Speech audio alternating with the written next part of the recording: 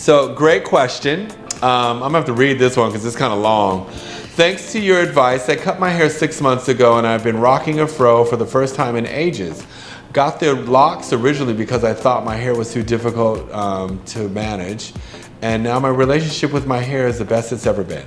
Having said that, what is your advice on bringing out the best in my very tight, kinky curls? I have plenty of info on my looser curls pop, but only half of my head curls like that. Sometimes I need 2 sets of products and it's time consuming. So congratulations, I'm glad that you are rocking your fro. Yeah, let me see. In my head, I see fros as being picked out. Some people see a fro as like their curly fro.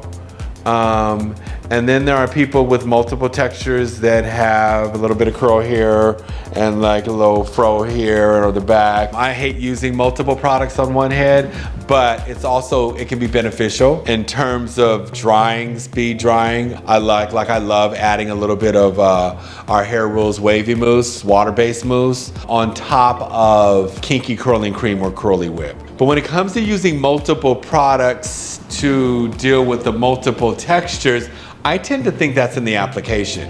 One of many benefits to wash and go styling is being sure that before you put out your styling product, that you have prepped your hair properly with water and conditioner, meaning your conditioner part of your co-washing after you've rinsed your hair to clean it really is there to serve as a chemical-free texturizer. And you need to have enough conditioner in the hair to help you to really alter your texture to be one that is softer, more malleable, more movement. Same way if you were to put a texturizer in someone's hair or relaxer in the hair, the conditioner will do the same thing. It will loosen and make the hair looser and have a lot more movement to it. And that is the texture that you're trying to achieve before you put your styling product on to capture that curl pattern.